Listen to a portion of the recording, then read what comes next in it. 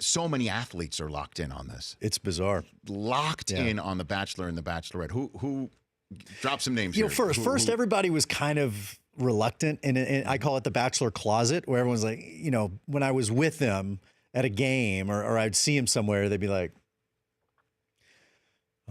I like your show.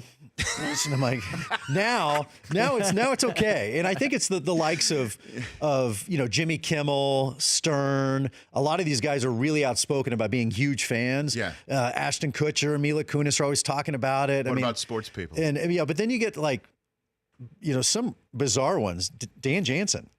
Okay. Out of the blue, we were at a charity event, and Dan Jansen comes up.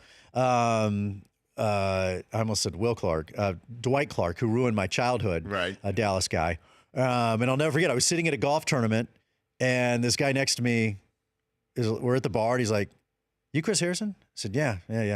How you doing? Hey, Dwight Clark. I was like, you son of a bitch. And he's like, Dallas fan? I said, yeah.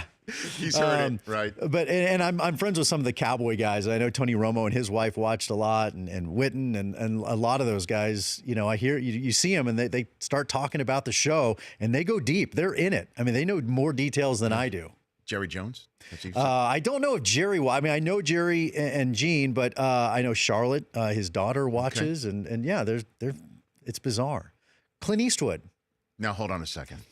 One of the weirdest, maybe most disappointing times in my life was I had the honor of meeting Clint Eastwood, and he just looked at me, and I thought he was going to punch me, which I thought would have been great. That might be just his default look with everybody. Yeah, just that. When he was standing there, and it was like Clint Eastwood, white T-shirt, holding a Budweiser. It was like a Clint Eastwood ad of what you expect, and he's looked at me and said, "I watch your show from time to time."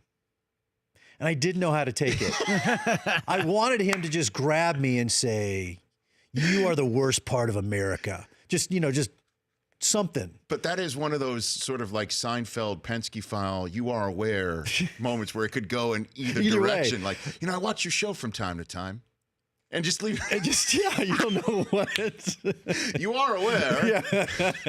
Right. Like, so you didn't finish the sentence? That was it? That was it. No, that's all. That's all Clint Eastwood needed to say. Nothing more, nothing less. And then I was left to just decipher what that means. Oh, my God. But yeah, it is bizarre. I'm caught off guard. You look, if I walk into, Chili's and there's, 20 women sitting there, I'm like, yeah, they probably watch the show. Sure. When you see 10 offensive linemen from the NFL, you are taken aback a little bit when they're like, dude, yeah, how's Becca doing? You're like, really?